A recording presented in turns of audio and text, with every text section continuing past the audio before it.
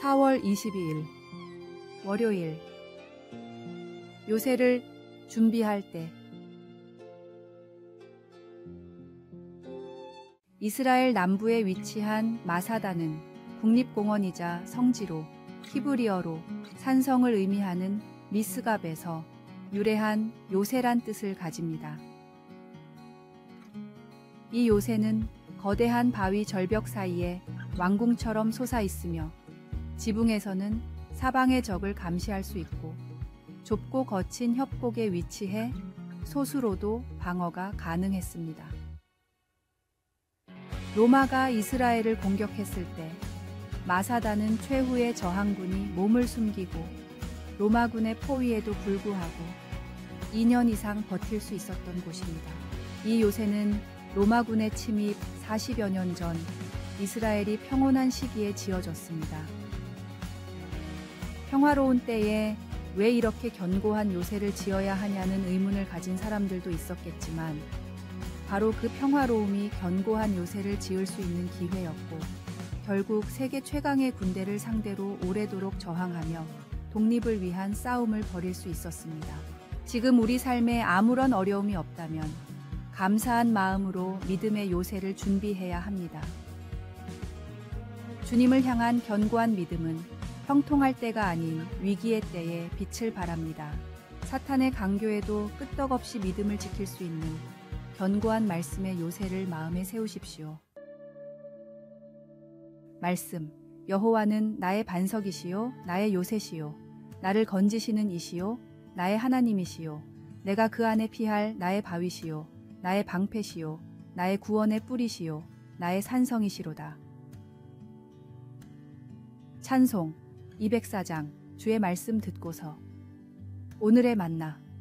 평화로운 시기에 준비된 믿음의 요새는 위기 속에서 진가를 발휘합니다. 감사함 속에 견고한 말씀으로 무장하고 모든 도전 앞에서 끄떡없는 믿음을 지키십시오.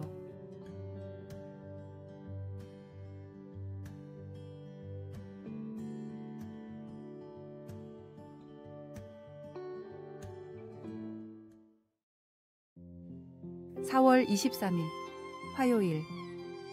하나님의 은혜를 재부팅하기. 최근 수십 년 동안 영화 산업에서 재부팅이라는 현상이 점차 두드러지고 있습니다. 이 용어는 기존의 이야기를 새롭게 되살려 활기를 불어넣는 것을 의미합니다. 재부팅은 친숙한 슈퍼히어로, 이야기나 동화를 새롭게 해석하기도 하고 더 적게 알려진 이야기들을 현대적 관점으로 재창조하기도 합니다. 이 과정은 이야기의 새로운 모습을 부여하는 것이며 과거에 대한 새로운 이해와 새 생명을 부여하는 기회로 작용합니다. 재부팅과 연관된 또 다른 이야기가 있습니다. 그것은 복음 이야기입니다. 그 이야기에서 예수님은 죄를 용서하시고 풍요롭고 영원한 생명을 주시겠다고 우리를 초대하십니다. 예레미야 애가에서 예레미야는 우리를 향한 하나님의 사랑으로 인해 우리의 하루하루가 재부팅 된다고 말합니다. 여호와의 인자와 긍휼이 무궁하심으로 우리가 진멸되지 아니함이니이다. 이것들이 아침마다 새로우니 주의 성실하심이 크시도소이다. 하나님의 은혜로 우리의 하루하루는 하나님의 신실하심을 경험하는 새로운 기회가 됩니다. 우리가 자신의 실수의 결과로 고통받거나 다른 어려움들을 겪고 있다 해도 하나님의 성령은 용서와 세상, 그리고 희망을 날마다 새롭게 불어넣어 주십니다. 하루하루가 일종의 재부팅으로 위대한 감독이신 하나님의 인도하심을 따라 우리의 이야기가 그분의 더 큰 이야기 속으로 함께 엮어져 가는 기회가 됩니다. 말씀. 여호와의 인자와 긍휼이 무궁하심으로 우리가 진멸되지 아니함이니이다. 이것들이 아침마다 새로우니 주의 성실하심이 크시도소이다. 찬송 393장. 오 신실하신 주. 기도.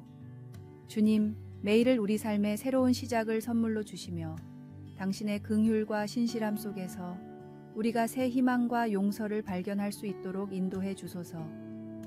우리의 매 순간이 당신의 사랑으로 재부팅되어 당신의 위대한 이야기 속에 더 깊이 편입될 수 있게 하소서. 아멘.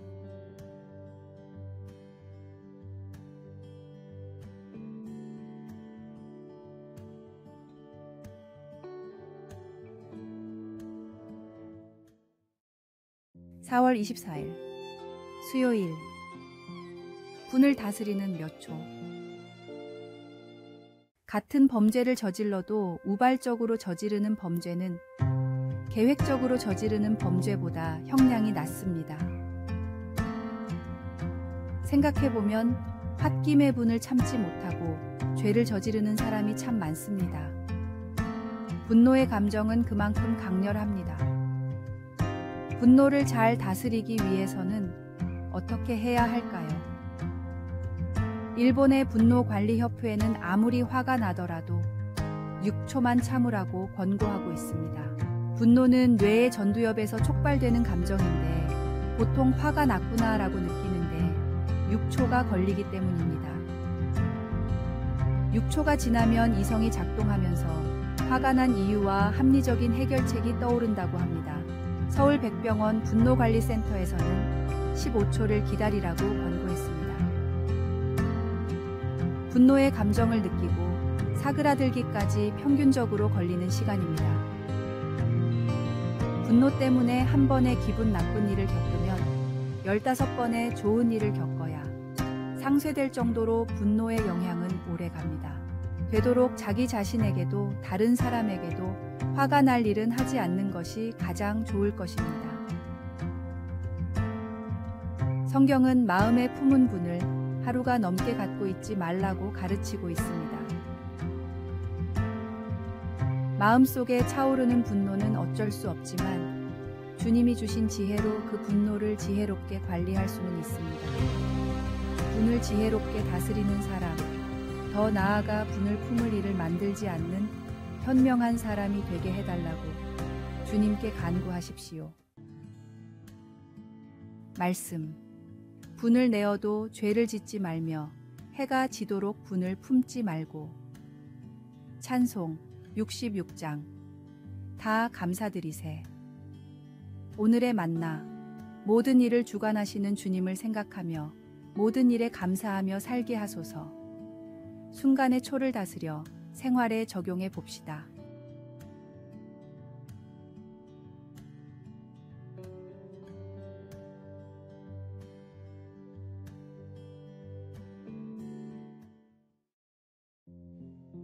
(4월 25일) 목요일. 하나님의 음성. 과학자들은 오랜 연구 끝에 늑대들이 서로를 구별하는 독특한 목소리로 의사소통한다는 사실을 발견했습니다. 이들은 한 과학자가 개발한 특별한 음향 분석 프로그램을 통해 늑대의 울음소리 속 다양한 음량과 음색을 분석함으로써 각 늑대를 100% 정확하게 식별할 수 있었습니다. 성경에서는 하나님이 사랑하는 창조물에 각기 다른 목소리를 인식하시는 여러 사례를 제시합니다. 예를 들어 하나님은 모세의 이름을 부르시며 그에게 직접 말씀하셨고, 시편의 다윗은 자신이 하나님께 부르짖을 때 하나님께서 성산에서 응답하신다고 선포했습니다. 바울 사도는 하나님의 백성이 그분의 음성을 듣는 것이 얼마나 중요한지 강조했습니다. 에베소 교회의 장로들과 이별하며 바울은 성령의 강권에 따라 예루살렘으로 가겠다고 결심했고, 거짓 선생들이 교회 안에서 나타날 것을 경고하며 장로들에게 하나님의 진리를 깨어 분별하도록 당부했습니다.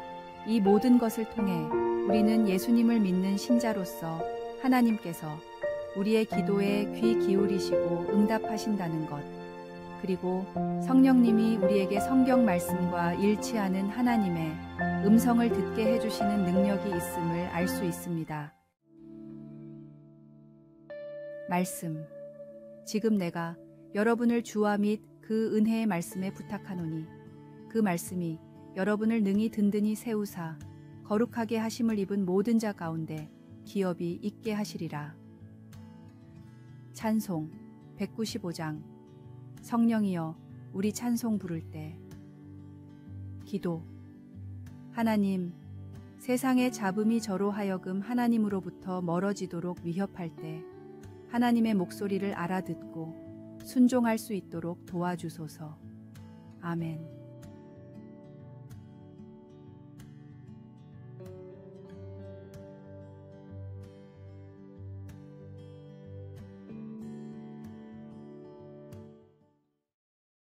(4월 26일) 금요일. 진짜 건강의 비결. 토끼 효과라는 학설이 있습니다. 미국 조지아 공과대학교의 네렘 교수는 토끼들에게 고지방 사료를 먹이면서 콜레스테롤 수치를 측정하는 연구를 하고 있었습니다. 그런데 일부 토끼들의 혈관이 매우 건강했습니다. 토끼들은 실험실에 갇혀 운동도 할 수 없었고 모두 같은 양의 사료를 먹고 있었습니다. 때문에 과학적으로는 혈관이 건강할 수 없는 상태였습니다.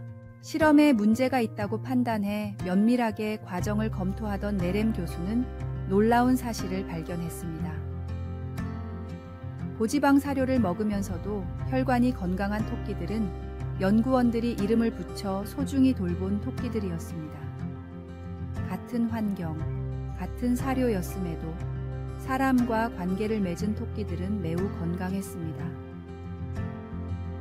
네렘 교수는 아마 사람에게도 이와 비슷한 상호작용이 존재할 것이라고 예측했습니다. 추후 진행된 연구에서 75세 이상 노인의 가장 큰 사망 원인은 대인관계의 부재로 밝혀졌습니다. 토끼처럼 사람도 다른 사람과 건강한 관계를 맺지 않고서는 건강하게 살아갈 수 없었습니다. 하나님은 사람을 혼자서 살 수 없게 창조하셨습니다. 하나님을 만나는 것이 가장 중요한 일이지만 주님 안에서 형제 자매들과의 경건한 교제도 하나님이 기뻐 받으시는 예배입니다. 하나님이 허락하신 관계 안에서 아름다운 교제를 나누십시오. 말씀. 그것은 얻는 자에게 생명이 되며 그의 온 육체의 건강이 됨이니라. 찬송 221장. 주 믿는 형제들. 오늘의 만나. 주님, 주변의 모든 사람과 좋은 관계를 맺게 하소서. 따뜻한 말과 행동으로 상대방을 배려하는 삶을 삽시다.